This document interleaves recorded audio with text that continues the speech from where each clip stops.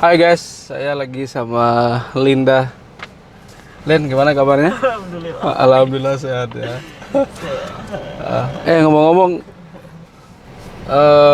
tesismu tentang apa kemarin? Saya kemarin nulis tesis tentang hijab, Hijab. tentang woman agency, tentang hukum apa ya, bagaimana interpretasi perempuan dalam menilai hukum jilbab sih. Hukum jilbab. Sebenarnya jilbab ini agama atau bukan sih kalau menurut kamu? Oh, itu pertanyaan yang sulit ya, apakah agama apa bukan ya? Iya. Karena kalau dijawab bukan agama, semua orang akan protes. karena, Iya ya. Karena jilbab juga menjadi bagian dari keyakinan orang yang kuat ya. Jadi identitas lah ya, Menjadi identitas masyarakat kita ya. Jadi banyak hal sih, jilbab itu nggak satu ya, nggak cuma agama, tapi juga identitas, juga style, fashion, gaya hidup sekarang, status sosial. Dan bisa juga itu sebagai simbol kesalehan sosial ya. Simbol kesalehan juga. Tapi apa bisa jadi tolak ukur itu ketika orang misalkan pakai jilbab, selalu kita klaim bahwa ini orang soleh gitu loh. Apa seperti itu kalau menurut kamu? Semua orang pasti akan menjawab bahwa dia tidak menjadi tolak ukur kesalehan seseorang ya. Tapi pasti pendapat umum akan mengatakan bahwa setidaknya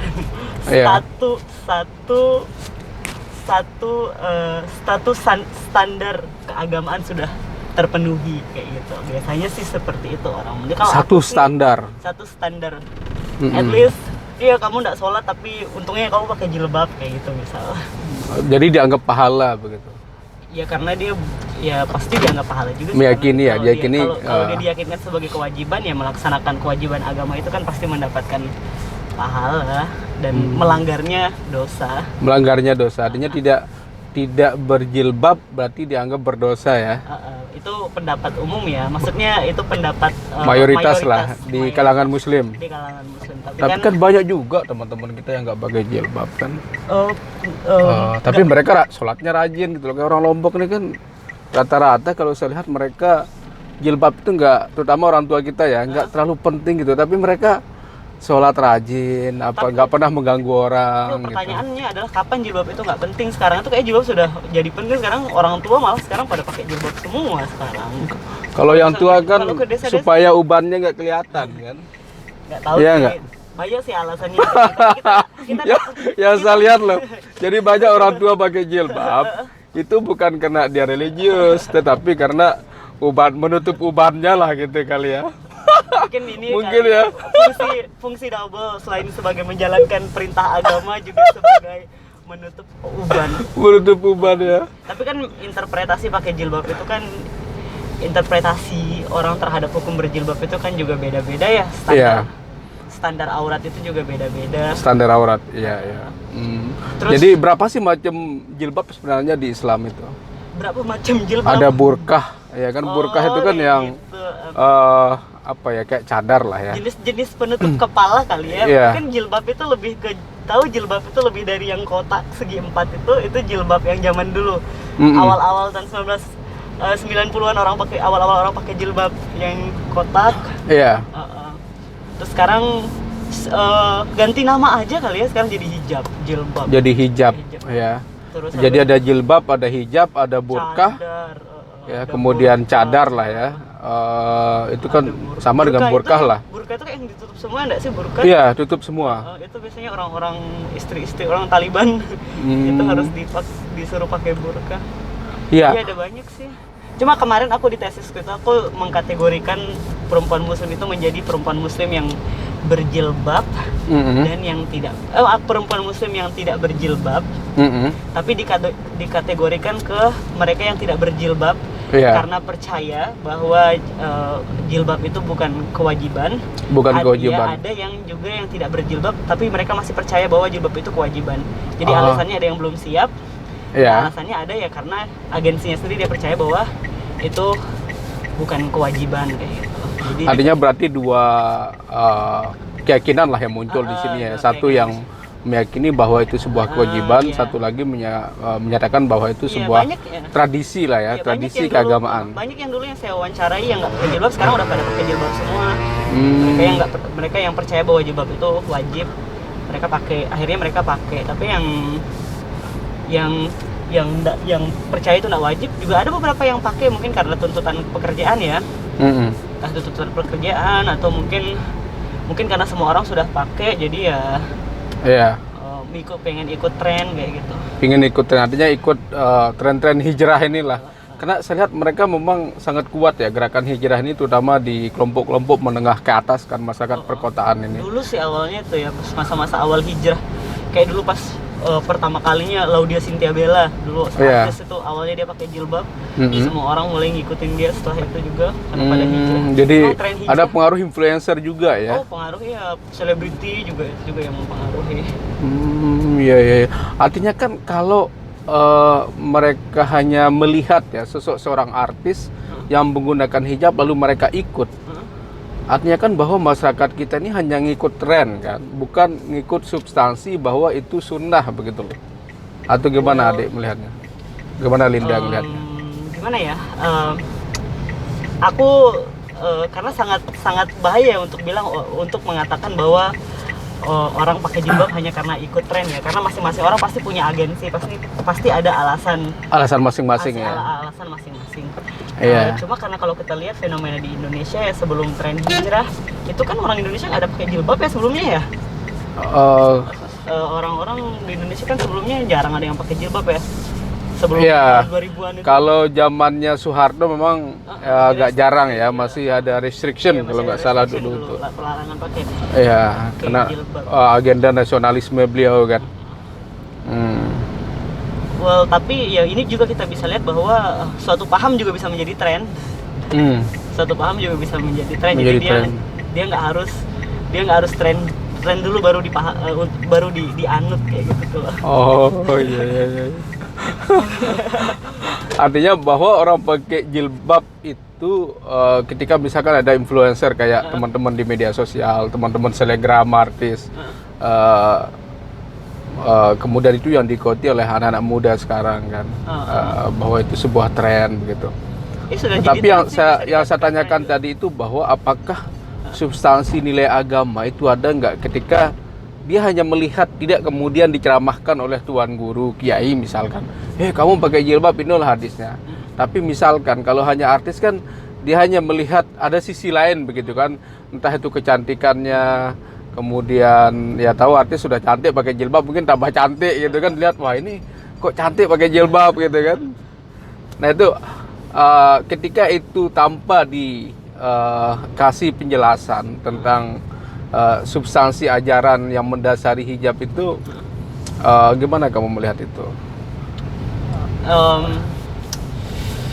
Gimana ya, saya sangat merasa tidak nyaman membicarakan tentang hijab ini karena dia sangat sensitif ya. Sangat sensitif ya. Kan kita diskusi aja. Dia menjadi isu yang sangat sensitif, tapi tidak dipungkiri bahwa banyak orang juga yang memutuskan untuk berjilbab itu karena semua orang pakai. Tekanan sosial juga bikin perempuan akhirnya memutuskan untuk pakai jilbab. Tekanan sosial yang tinggi.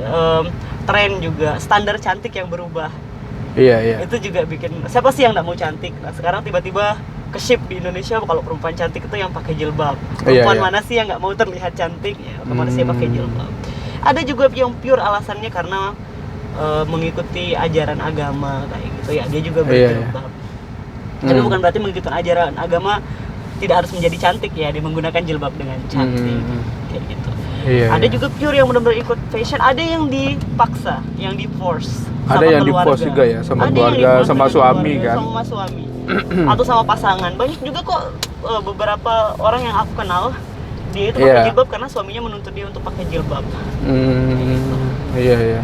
Jadi ada yang pure keinginan sendiri untuk memakai. Ada yang mengatakan dirinya pure keinginan sendiri untuk memakai padahal mendapatkan tidak mengikuti sosial. Jadi karena semua orang make ya, kenapa nggak make kayak gitu. Karena memang menjadi beda dari yang lain itu tidak menyenangkan ya. Tidak menyenangkan sebenarnya. ada tekanan lah ya. Selalu ada tekanan. Kalau teorinya Berger kan ada bagian ya semacam objektivasi lah. Ya, objektifikasi lah. Ketika kemudian objek itu punya kekuatan gitu. Ketika jilbab itu mengontrol kita gitu. Iya, bahwa seolah-olah jilbab itu punya roh, punya kekuatan mengontrol orang kan, mengontrol perempuan. Kalau nggak pakai itu dia tidak nyaman, tidak merasa enak, tidak masuk surga juga. Banyak begitu juga kan? Karena nggak nyaman, nggak udah pakai jilbab nggak nyaman kalau nggak pakai lagi misalnya kayak gitu. Iya. Banyak yang seperti. Artinya kan bahwa kita memberikan kekuatan pada benda ini. Iya, gitu. akhirnya dia punya kekuatan juga yang awalnya dia sebagai pembebas, sekarang dia menjadi pengekang. Dia juga sebagai nggak usah dianggap pengekang, mungkin dia juga pembatas ya jadinya. Membatas ya, membatasi, melimitasi lah ya. Jadi tapi sebenarnya yang cocok di Indonesia nih apa sih yang cocok kita pakai? Apakah burkah ataukah jilbab biasa, kerudung? Ini kan banyak ragamnya gitu loh. Yang cocok dipakai di Indonesia itu apapun yang membuat perempuan itu merasa nyaman. Yang nggak pakai jilbab juga nggak ada masalah. Nggak ada masalah. Cuma kan yang menjadi masalah itu adalah penilaian orang terhadap orang lain ya. Ya. Kayak gitu. Jadi mungkin nggak bisa dinafikan kalau misal di Indonesia, di sini juga di Sasak sekarang masyarakat Sasak juga kalau orang nggak pakai jilbab pasti dinilainya nggak baik. Dinilainya nggak baik. Entah dia nggak baik atau kurang baik atau mungkin belum memenuhi standar kebaikan pada umumnya. Jadi kalau dia udah baik itu belum cukup, belum kamil kebaikannya kalau dia belum pakai. Kalau bahasa teman-teman Salafi ataupun teman-teman hijrah ini kan yang nggak pakai jilbab tuh dianggap belum dapat hidayah gitu kan. Itu gimana kamu melihat? Apa seperti itu? Well, kalau aku tidak melihat hidayah itu hidayah itu dinilai dari orang memakai atau tidak gitu. Orang tergerak untuk menggunakan gitu. Menggunakan jilbab ya. Hidayah itu kan banyak bentuk ya. Tapi ngomong-ngomong saya lebih suka Hidayati lah daripada Hidayah. Siapa itu? lebih menarik Hidayati daripada Hidayah. Aku nggak tahu. Enggak, ini joking. Aku nggak tahu itu masalahnya joke itu. Enggak, orang selalu ngomong Hidayah kan. Tapi selalu saya katakan saya lebih tertarik Hidayati daripada Hidayah. Jadi kalau itu belum dapat Hidayah, semoga dapat Hidayah. Hidayati. Ya ampun. That's funny. Karena hidayah nggak terlihat, tapi kalau hidayati sosok. Nah itu yang saya bilang lebih berharga yang nyata kan daripada nggak nyata gitu. Hidayati. Iya, hidayah masih sangat abstrak. Hidayah apa ya? Hidayah itu seperti apa? Iya. Ya, artinya menarik ketika misalkan orang yang belum berhijab ya, dia artinya orang yang dianggap tidak mengamalkan sunnah versi mereka ya. Versi mereka jilbab nggak dinilai sunnah, jilbab dinilai wajib. Iya, bahkan sebuah kewajiban kan, dianggap tidak dapat hidayah. Artinya kan kemuslimannya mungkin tidak sempurna kali ya. Keislamannya. Iya, keislamannya. Di mana anaknya? Sana ya? Terus saja. Entar iya. Keislamannya tidak sempurna. Ya untuk konteks Lombok misalkan ya, atau konteks Indonesia, ketika orang pakai burkah, mereka ini kan kadang-kadang serba dilema juga ya. Saya lihat kan mereka mengalami diskriminasi. Ya walaupun mereka punya wacana sendirilah.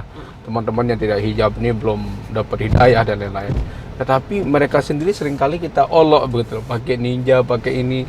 Dan infrastruktur di Indonesia misalkan belum mendukung. Kalau di Arab kan mereka punya space sendiri makan, ya bisa buka lah. Kalau di sini kan mereka harus digabung semua, harus mengangkat cadar mereka begitu kan, kasihan gitu kan mempersusah diri. Depan lagi. Aku sih sebenarnya nggak ada masalah dari berpakaian itu ya, siapapun itu, selama dia masih selama dia mengikuti selama dia berpakaian sopan ya. Kalau masyarakat kita yang sopan, yang jadi masalah itu kan penilaian orang ya. Iya. Penilaian orang. Jadi masalah itu nih penilaian orang, prejudisi orang terhadap cara orang berpakaian itu. Oh, itu jadi masalah. Itu yang jadi masalah. Cadar nggak masalah, mau pakai jilbab nggak masalah, nggak pakai jilbab nggak masalah. Tapi kan nggak sesimpel itu ya. Kalau misalnya di masyarakat itu ada aja yang ngomong kayak gitu, dan nggak semudah itu orang bisa mengabaikan omongan orang, karena omongan orang itu selalu masuk ke hati. Nggak ada manusia yang bisa sesimpel itu mengabaikan, menolak ya, mengignore gitu ya. Iya, nggak ada manusia bisa sesantai itu in denial lah, menolak gitu ya. Pasti ada yang dimasukkan ke dalam hati, pasti Iya. ada yang bikin kepikiran kayak gitu. Itu kan kalau misalnya ya perempuan nggak pakai jilbab terus denger itu, awalnya dia nggak peduli tapi terus denger yang kayak gitu juga kan terganggu juga kan. Terganggu pasti. juga ya. Mau make, akhirnya memutusin untuk make. Oke.